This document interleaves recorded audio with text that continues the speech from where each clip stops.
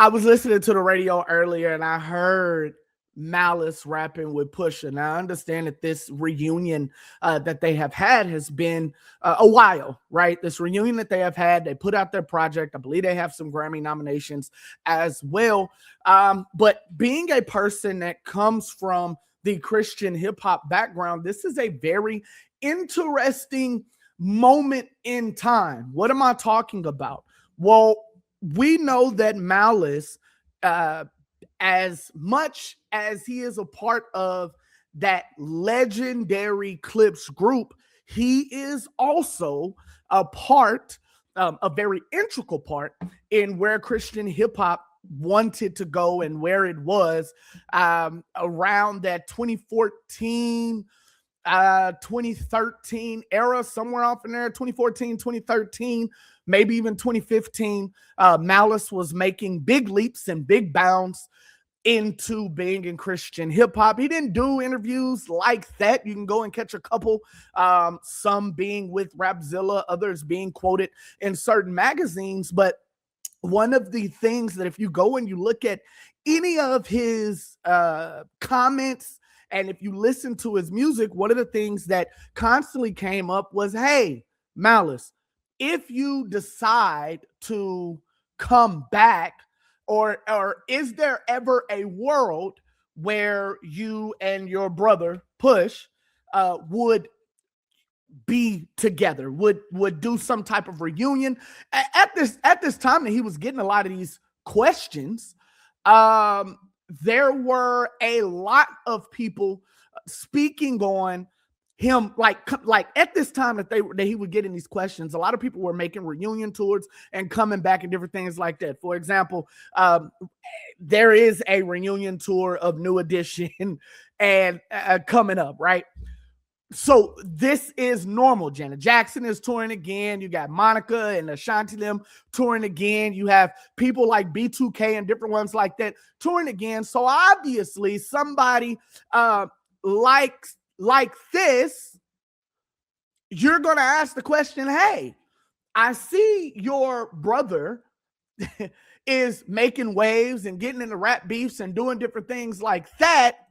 I see that this is something that he's doing, and because this is your blood brother, essentially even sometimes getting mistaken for twins, we want to know kind of where your head is and your feeling behind being with him, doing this reunion tour. Hey, you ain't got to do much. You don't have to change your beliefs. You don't have to, it ain't got to be, well, if it ain't just about the money. Like, it ain't got to be that. Like, this is your brother and you guys make music together. And because so many people are having a reunion and it's been a decade since you guys have actually been together, will there ever be a possibility of you and him rejoining forces and actually trying to become something again, or getting us a reunion album? Malice's answer was always the same. Nah, nothing is worth me getting back into that lifestyle. That was a lot of what he would constantly say. Like, hey, I'm good. I know the money's good. I know things are happening, but that's not my MO. I don't care what everybody else is doing. That's not what I'm about to do. I believe around when Something in the Water Festival first started popping off real heavy, we know that is a Virginia festival that Pharrell throws and headlines. So those from the Virginia area are going to get a lot of play, and people are going to want to see them there because this is a local, for all intents and purposes, this is a local festival. So they're going to want to see a lot of their local artists. We know Pharrell reps VA very, very heavy. We know that, I believe, Briss Breezy is from VA. We know that Missy Elliott is from VA. And I know Missy has actually been a part of that festival as well. So these things are something that people are going to want to happen when their locals are here. But the thing still stays the same. When Malice was asked about these things all the time, the answer would always be the same. It would always be the same. Why would it be the same? because he, in his walk of faith, in his strongness and boldness, said, money does not matter to me. There is no reason that I have to, already have enough. There's no reason that we have to chase this. And Christian hip hop as a whole kind of celebrated this. Me personally, I was kind of like, bruh, it's your brother. This is family. People like myself that comes from a very tight-knit family understands. People love to say, blood is thicker than water, but sometimes water do you a bit better, or however that goes. And I'm inclined to believe that a little bit, but I'm always erring on the side of blood is thicker than water. When it comes to family, certain rules are made to be broken. For example, coming from where I come from, coming from a small church, a Pentecostal church, you didn't miss church for a lot of things. However, you would miss church if it was a family function. What's good, Jay? I'm all right, bro. You would miss if there was something to do with your family, maybe a birthday, maybe something like that. There are a few things, and I hate to say it like this, but there are a few things that come above your service to the church or what have you. I may get in trouble for saying this, but a lot of people feel that family is kind of one of those non-negotiables. However, in Malice's case, that was not the point. In Malice's case, no matter what it was that you asked him about, him joining back with his brother, about him going on tour with his brother, no matter the question asked, no matter how much money was offered, he would always say, we good. Like, I'm okay. There's nothing really out there for me when it comes to this, right? So again, people in the Christian hip hop circles really big up him for this. But now, as it has been, like I said, I believe it's been a little bit over a year. They came out with the joint project. I know that this was a surprise to me, and I'm hearing him a lot on the radio now, and I'm trying to kind of decipher his lyrics to see what he's speaking on, to see if he went back, because to make a drastic change in the way that Malice made his change, to throw away everything that got you to where you are, you making all of this money, you doing all of these things, to cast that aside and to follow Christ like a biblical Christian is supposed to do. It's very interesting that now we are having these things where you are now joined forces back with your brother who didn't come on this side of the line, who didn't try to change his outlook, who still engaged in the beefs, who still made sure to be as petty as he could and to be the bully on the block when it came to diss records. Like, that's what he was doing. It when the conversation came to Malice, as far as, oh, hey, have you had any conversations with Push? Has there been? And it's like, yeah, we talk all the time. Like, that's my brother. Yes, there's been conversations about us doing a reunion tour, and I know the money is out there, but I've always told him no. Yet we're here now, and he's no longer saying no. And my question is, I wonder how Christian hip hop is kind of accepting this. How are they moving forward? Because as a Christian hip hop community, this is not anything that we have seen before. Like, it's normally the other way around, right? We've seen plenty of people leave Christian hip hop, go to mainstream, come back. We've seen plenty of people leave mainstream, come to Christian hip hop, and stay. Yet, when it comes to people leaving mainstream or leaving the world, coming to see or coming to try and see what's good with Christian hip hop, actually making a mark, because mind you, this wasn't just somebody. I have seen this. People come over to Christian hip hop, they think shit is sweet, and they get to trying to make music and they try to be popular. And it just doesn't pop off for them in that way.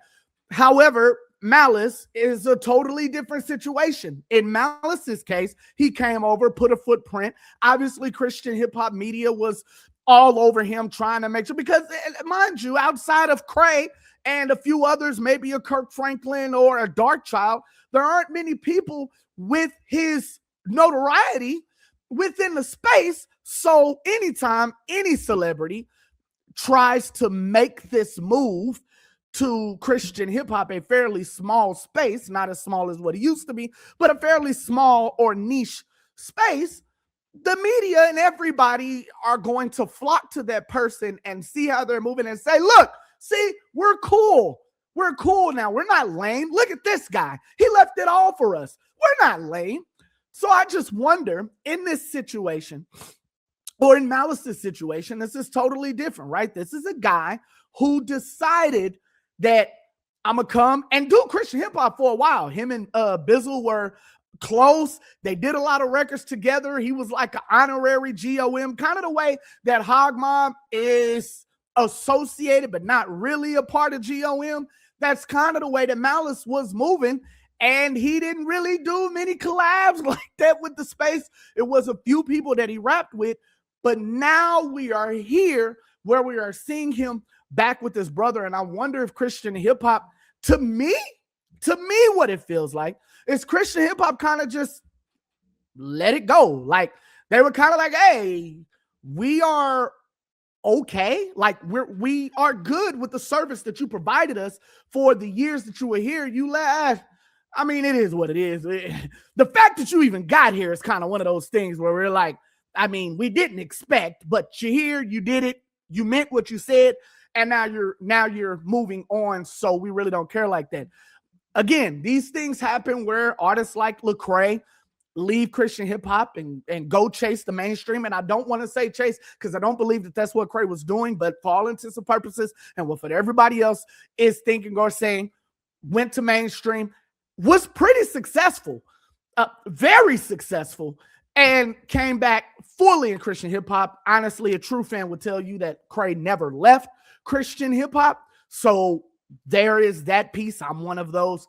His message changed, wouldn't say watered down, but it was a bit more direct to the streets and a more cryptic to the church, but he still accomplished the things that he wanted to accomplish. K Alico is another one. I don't know what he's going by these days, but he's another one that left GOM, had the split, had everything that they had going on, went out to mainstream hip hop, did a couple, I believe he had real success, went and did what he was supposed to do or what he wanted to do. I don't know how exactly it turned out.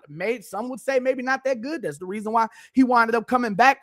But regardless of any of that, that is the general story of what happens to Christian hip hop artists. Now we know about John Gibbs and his move and the signing with the major label that he had and different things like that. He didn't come back to this side. But that is the anomaly. And when we're speaking about Malice, this too is the anomaly where Malice has totally flipped the script. I don't remember seeing Outrage. Now, mind you, I've been a bit disassociated with the space over the past couple years. It is what it is. But I remember when they joined up and they started putting music out again, and they talked about being at festivals together. Matter of fact, when he was joining him as something in the Waterfest, I don't even think anybody actually questioned it. Because again, when it is your brother, when we're talking about blood and a brother's bond or a sibling's bond is a little bit tighter than a cousin's bond. It's a little bit different than the bond of a child and a parent. Is a little bit different than the grandkids and different. It's different. Uncle, nephew, uncle, aunt, whatever. This is a different type of bond. I say that being the oldest of three, we're all boys. Y'all know how it is with me. When it comes to my brothers, there is nothing wrong that you can say about them to me, or we're going to have a problem. I feel like that is my right and my responsibility as the brother, as these being my brothers. Am I my brother's keeper? Yes, I am. That being said, it is my purpose and my fulfillment to dissuade any disparaging remarks that you may have about my family. And don't get too disrespectful, because then we're going to have real problems. So again, there are those things where it's like, when the family is kind of talking about one and kind of when it's your brother or when it's your sister or your sibling, you kind of get on that horse and you be like, hey, not too much. Like, these are my people. Yeah, they're not really rocking with us in the way, but understand, this is my brother. I will die behind mine. I will get it in. Trust and believe. And that was kind of the thing that I noticed when Malice was being asked these questions. Malice was very, at the end of the day, it's still my brother. Yes, I've made these decisions. Yes, I've made these choices. Yes, they differ from my brother's current status, but understand, at the end of the day, that's still little bro. Okay. So I understand. So every time I would hear him have a conversation or be asked about these things, I would still kind of be like, that sounds kind of like there's a window there. Although in conversations, I would defend it. No. He said, this is what he said. But here we are now. Does this have more to do with a brother's bond? Or does this have more to do with the fact that he just got tired of Christian hip hop? Again, how is Christian hip hop reacting right now in hearing this? Do we not care? Maybe not. I mean, I don't, but I'm in a whole different mindset of where I once was. Christian hip hop, on the other hand, I know that we've constantly had a problem with letting people go. That's the reason why people are still in certain conversations. But when it came to Malice, it seems as if no one really cared. It's a combo of both. Okay. Right. It's a combo of both. He came, he saw, he conquered, he did whatever, and we didn't expect him to really be over here like that anyway. So he's free to go. If that is the case, then why can't we do that to everybody else? If it is the case of where Christian hip hop essentially is allowing Malice to go, no problems, no questions asked, nothing of the sort, I believe it has a lot to do with it being his brother. Again, those of us who have brothers understand kind of his stance. Maybe that's what it is. It wasn't like he just went back and started, blaspheming and really being this heathen, right? I remember when I went and checked on K Alico's music, his music was totally different. Like this, he went straight for the moneymaker, if you know what I'm talking about. Okay. And it made sense, right? Oh, you get to not be in Christian hip hop. So now you get to do these things that you've always wanted to do. Got it. But in Malice's case, I believe he is getting the pass because it's like, oh, this is brother. He was already doing that beforehand. How long did we really think he was going to be over here? Those of us who grew up in Christian communities and Christian culture, this is a forever decision, right? But this is the reason why we created the show that we created. Understanding that who you are now could be totally different 10 years from now, should be if you're growing, and it's totally different to who you were 10 years ago. Understanding that just because you made one decision, that does not change the fact that you were this and that you still believe in this. If you choose to move a different way, who am I to say that you no longer love Christ? Who am I to say that you no longer are a part of Christ or a part of the Christian family because you decided to do things a bit differently? I love to bring this up. Tattoos was a big taboo thing that you did not speak about in church. Yet and I will say this, with the emergence of Christian hip hop, with the help of those urban youth leaders, those urban youth ministers, that is in fact kind of what led to this of people having more tattoos and it being more acceptable, right? Because we're not going to kick them out the church. We're not going to sit here and judge you because we're going to lose the only thing that connects us to the people that we can't otherwise connect with. So I don't know. I just would like to know if the reason, what is the reason that we're not tripping? I mean, who in CHH could Malice really work with at this point? It ain't too many dudes in this space that are super lyrical. Okay. And if that is a concern of his, I hear you. But let's not act like they're not out there. Let's not act like an Andy Mineo or a Jackie Hill Perry, especially a JHP, or, No Big Deal, who he can put some lyrics together in a very decent manner and wordplay well. Maybe not over some boom bap that Malice would like to rap over, but he can. And it's not about not necessarily. It's not about that. Do we make our decision to go back on things that we said 10 years ago based off of whether or not we can? There are people that are on my level in a space.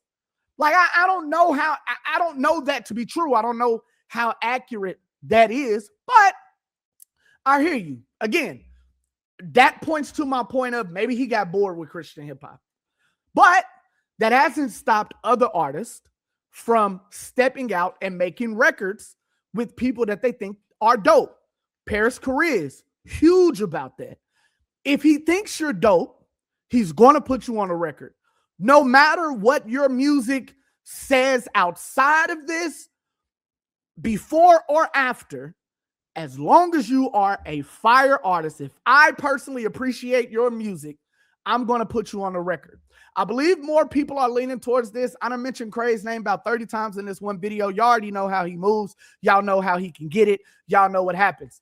I want to say D1 as well. Put Lupe on a record. Lupe isn't Christian. I believe Lupe has faith, but he ain't Christian. Doesn't D1 got a record with Manny Fresh or whatever the case? My point is, these people, Big Crit, D1 got a record with Big Crit as well, and the game. My point is, they don't necessarily have to be on your level as long as they talk about what you need them to talk about in a record. Maybe there are some people out there that just won't do it unless it means something or it matches or we vibe well together on a record. I remember one time asking Bizzle for an interview and he was like, yo, unless I know you, I don't work with you. Mind you, we still got the interview because we them niggas. But the fact of the matter is, he made sure to make that clear. And it actually made sense when you went back and you looked at Bizzle's interviews and you looked at his features. They were very tight-knit. A lot of them were right within that Hog Mob camp or that GOM camp, or there may have been a couple Reach records. No pun intended. That was good. But that it made sense. I was like, oh, okay, he means it. You want to build, you want to get a relationship, and then move along the lines of doing some actual work together. I've heard about these things kind of happening like this in the industry before, where people don't do interviews with other people or they don't do features with people that they don't have a real working relationship with or friendship with. But in the case of Malice, again, I ask, why are we not tripping? Me? Why am I not tripping? Because where I see people now, I don't hold them to it as much as what I used to. I'm not so matter of fact when it comes to people moving a certain way, especially in the artistic lane. I believe that you can make art that doesn't directly reflect you. Yes, there are plenty of rappers who have been on trial and been in cases and really been involved in these things that they're speaking about. But there are plenty of other rappers who rap about these things and they live as far away from these things as possible. T Grizzly, shout out to him. He's now putting out music where he's legitimately saying, I ain't jumping in the field no more. I ain't crashing out like that no more. I got kids and a wife. I just did a bid. There's no way that I can see myself in my status now being that same guy. Now, I could talk about it. I could talk about what it used to be like. I could talk about if it really got there, what it would mean. But honestly, that's not me. That is the normal instance of artists. So again, if I don't attach art to the person. I don't attach art to truly be the reality of a person. That's the point of social media, right? You can be someone and never have to back it up, never have to prove it. So in my case, because I don't believe that art truly reflects the person totally, I think he's good. I think it's funny. I do laugh about it because I think it's hilarious that, you know, he was he was like really gung-ho and matter of fact and stood by what he was saying. And I believe he meant it. Don't get it twisted. I believe Malice meant it. But now, here we are, and we don't have nothing to judge but what you said previously, because this brings a lot of questions. I thought you were gonna, but I thought you said, but remember this right here. That's what happens, but that's the reason why I don't hope, because I've said things back when. If y'all go back and y'all watch the old crew videos, the J that stands before you now is way different. When I first started, no kids, no marriage. I was just out here. All I did was go to church. The J that stands before you now, 4 kids, been married over 10 years, still trying to get it in. Like, my life experience, my experiences with life and with people are totally different now. So y'all get a different person. Not because I switched up, not because I changed, or I guess you could say I have changed, but rightfully so. You're not going to be the same person if you've actually grown, if you actually matured, if you actually have seen people and reacted with people. You're not going to, and you've actually seen life and done life. That's what I used to say all the time. That's why when a lot of people say certain things, oh, I've never, and I won't, and I never have, and I never will. Just live a little. Just live a little. Because I've done plenty of things now that I thought I would never do. That 18-year-old me would be like, who is that?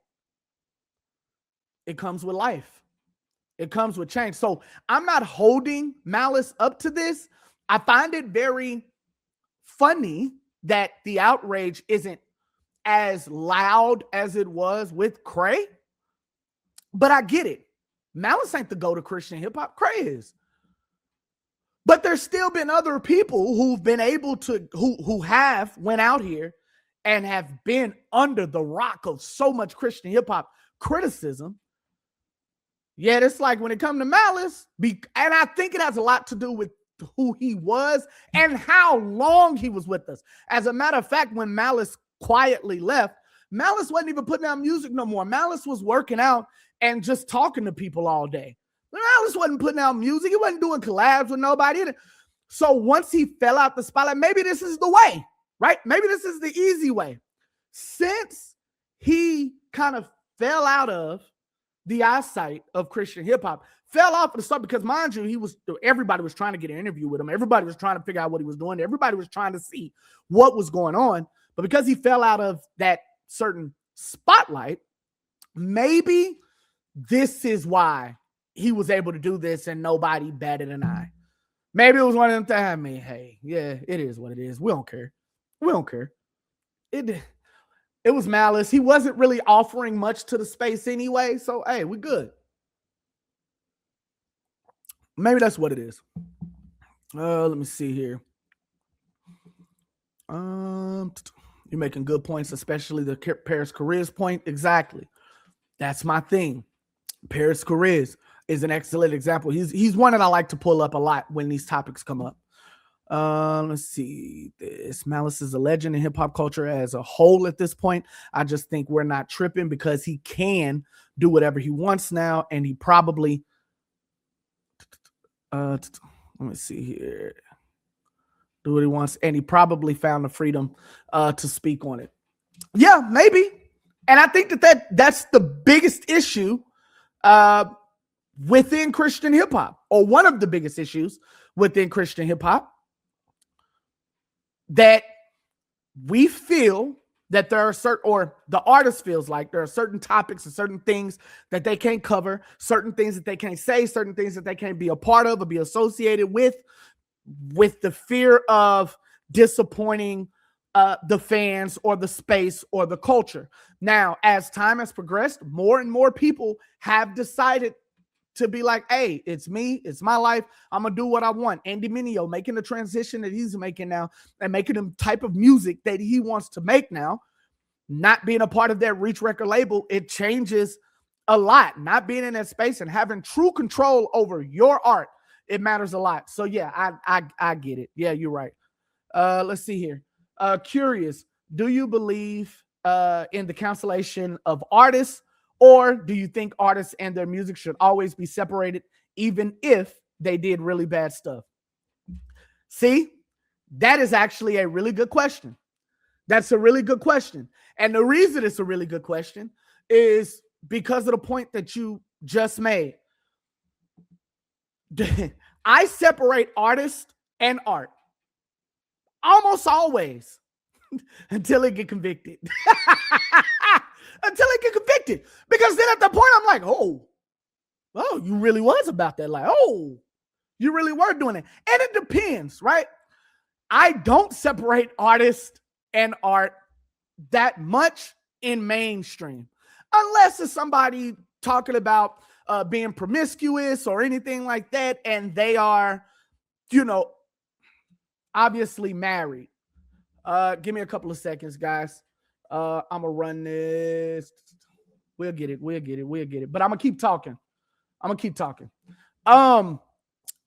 So hold on. Let me do this real quick.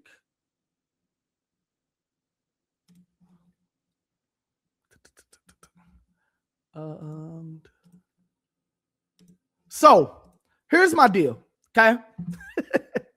I do rather separate artists and art, especially in the Christian space.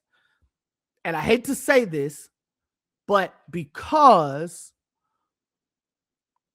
I know, or I have seen the way some of these artists are outside of doing Christian rap. And let me say this as well. I know who I was outside of bringing you guys media every week or whatever the case is. Those who followed me past or post Christian hip hop, those y'all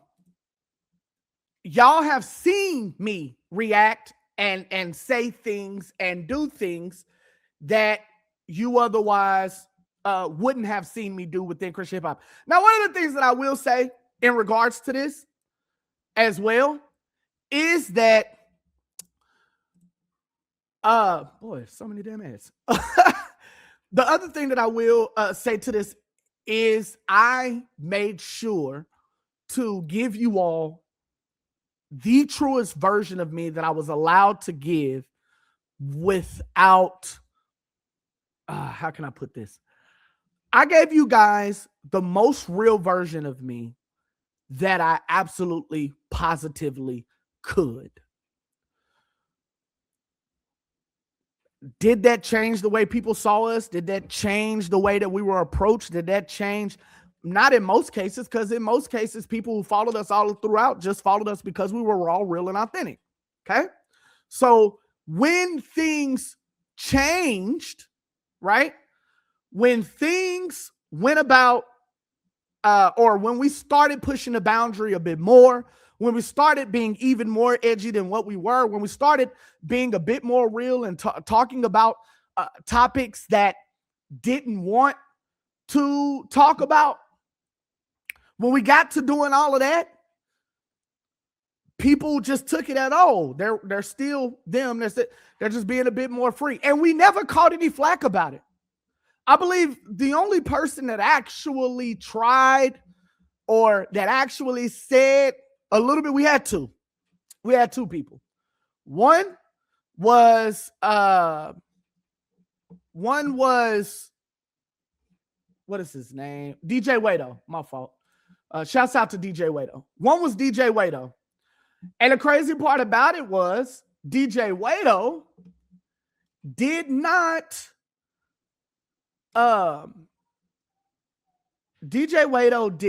say anything when we first got into space. And more than likely that was because he probably did not expect us to be who we are. And that's fine. We were fresh, we were new, we were doing things that was a bit unorthodox. We were kind of, just moving in what some would say a reckless fashion. And that was different for DJ Wado, a legendary DJ within Christian hip hop. Big influence, legend within the space.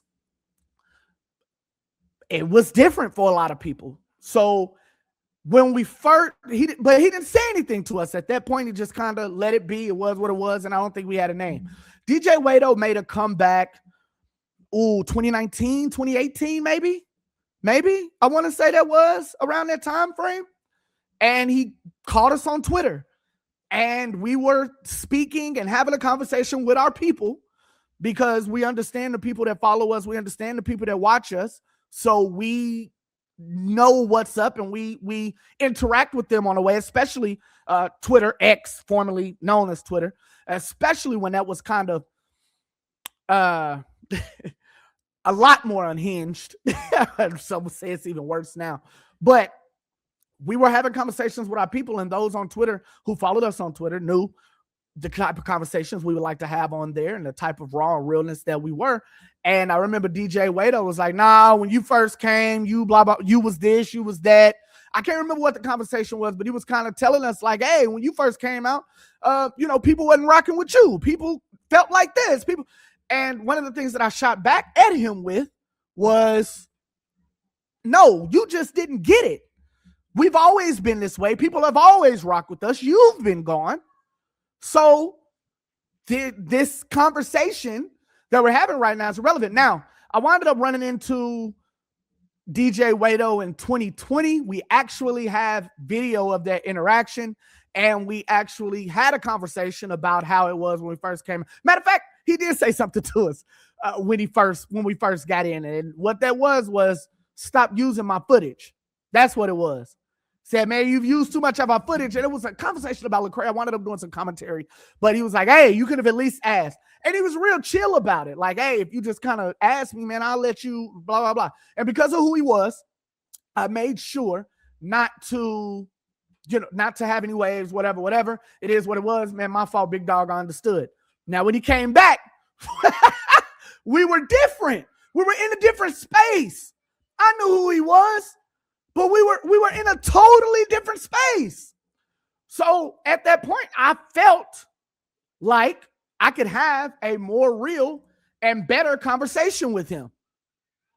So with that being said, hey, it's all good, Marshall. It's all good, bro. I'm just trying to see where my people are. So I don't know who's getting notifications at this point. I'm just trying to see where my people are. But big shouts out to you for joining us, man. I appreciate it. So when he came back, we knew who we were. We understood what we had built. And we understand that he hadn't been there. So when he came back, it was a bit more, you didn't get it. We know who we are. We know what we've built. And we've made sure to create a forever lasting lane in this space. We did something different. We were disruptors. And now I can stand on it and speak on it.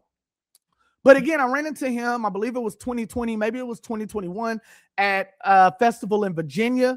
Big shouts out to that. I can't even call it a festival now. It's been so crazy. But the festival in Virginia, crazy festival out there. Had a lot of fun. But I actually met DJ Wado in person for the first time, and we got to have a conversation on camera. And y'all can go and look at that. It's up on our page. Domination. Yeah, Domination Fest. I believe that's what it was called. And we were there. So with that being said, got to have a conversation. We got to tell, our sides that everything was good. I still respect DJ Wado to this day. I know we're still moving within the space. Big shouts out to DJ Wado. The other person that had something to say about kind of what we were doing, was D1. And it was later towards the end. D1 was like, yo, yeah, you'll have people acting crazy, like Jay taking his shirt off and everything. And I thought about that. I was like, yeah, see, you were trying to, or having a conversation, kind of letting us know that you wasn't with the shit without actually telling us, right? You came on the channel, you had the conversation, everything was copacetic, and that was the end, right? That was it. Cool. D1 has always been cool. Been on our show multiple times. D1 has never been one to really come at us. But at that moment, when I had that conversation with him, and I'm always thinking when people talk to me, I was like, there you go. Okay, I understand. So that was the other person. But outside of that, nobody really said anything. Nobody really, really had a problem with what we were doing. But I've always tried to get back on this. I've always tried to give you all the most raw and authentic version of us on camera, no matter what that looked like. Even down to, yes, taking my shirt off on camera. And that was not on nothing other than that's just how I was feeling in the moment. And that's how we were moving. Period. Nothing more, nothing less. Trying to see if I can get my why my camera acting up, y'all? Why is it acting up? Let me do this. Because I want to look at y'all. I want to look at you guys. So give me a second, man. I'm gonna fixing my camera right now. Hey, thank y'all for everybody who's in here, man. Make sure y'all if y'all haven't subscribed, make sure y'all hit that subscribe button as well. And make sure y'all tell a friend since y'all not getting our notifications. Make sure y'all let us know. I think we're about to get back on, y'all. Yeah, I think we're about to get back on. All right, here we go. Give me a second. I'm jumping on now.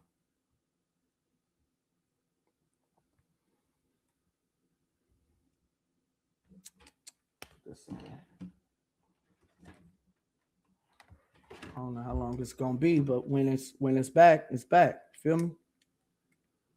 When it's back, it's back.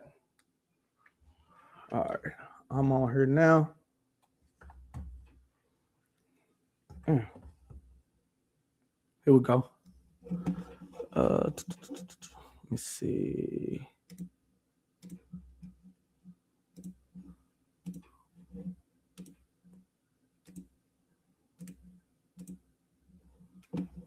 Okay, so I got that. Here we go. Boom! Back in effect. Yeah, I thought y'all got rid of me.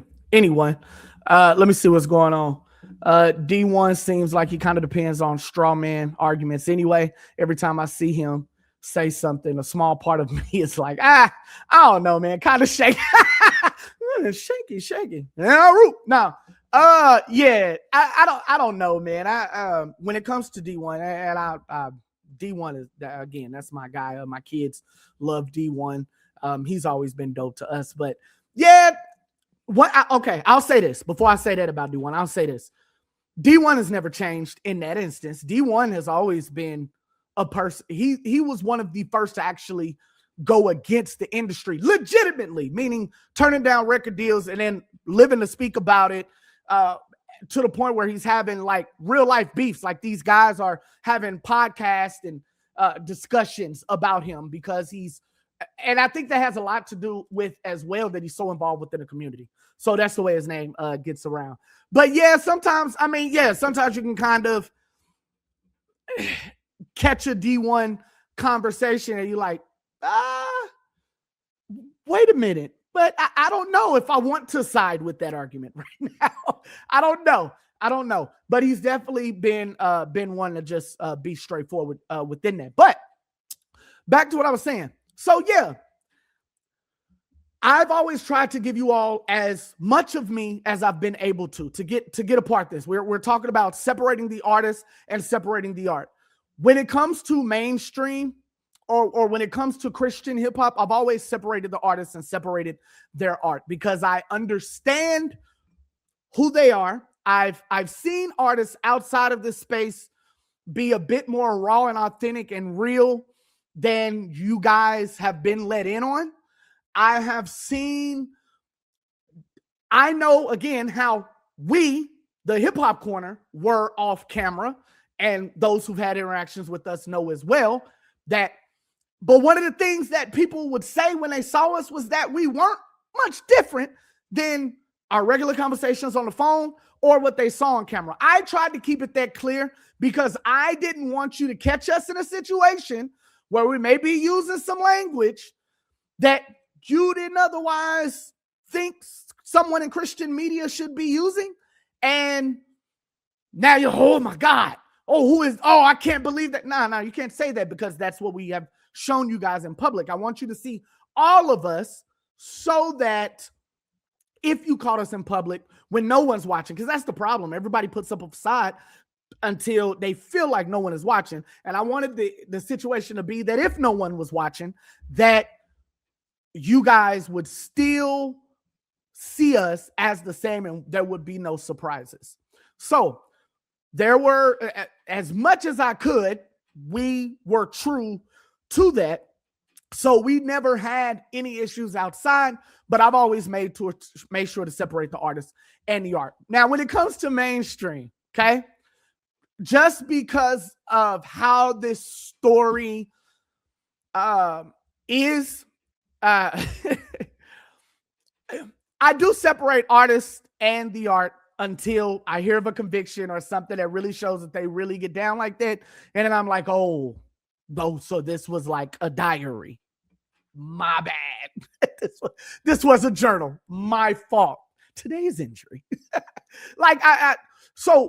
But for the most part, like, I don't feel like that some of these niggas who's married, i.e. T-Pain, is really out here getting the cheeks from everybody that he wants to. Granted, he has said him and his wife has done a lot of experimenting, but I doubt it's as horny as he makes it, right? Highly doubt that. When we talk about some of these women and who are in committed relationships, speaking of like somebody like a Lotto, I'm sure she's not giving it up to everybody that she thinks that it was.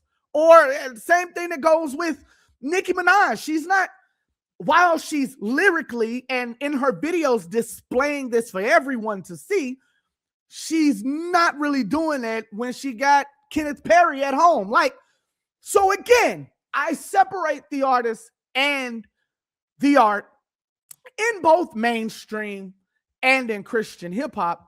So when these things happen, I mean, YNW Melly was one of my favorite artists at the time before he got locked up.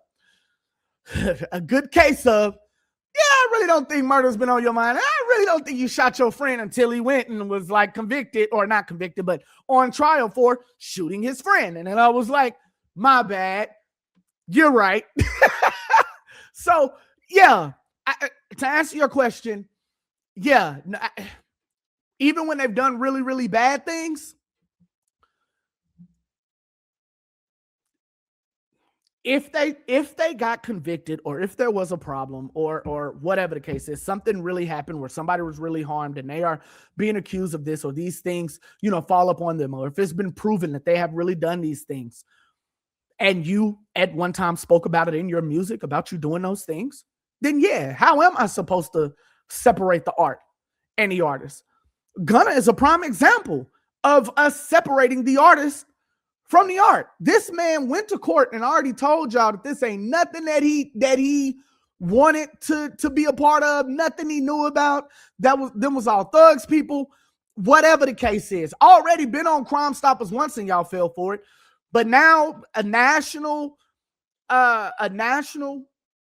series of events is happening and taking place that has his name all in it. Yet after he gets out and he tells y'all, after he done already told the DAs and told everybody else that, hey, I ain't about that life, and he gets out and he puts out phenomenal music, by the way, ain't nobody worried about whether he's truly living this. Obviously, He's getting number ones out here, getting top radio plays, whatever the case is, awards. Nobody care. People have already done that. People have already separated the art from the artist. In this one instance, that lets you, and that's a recent instance. That's letting you know. That's letting you know right there that I'm not the only one that does this, but yeah, that's me.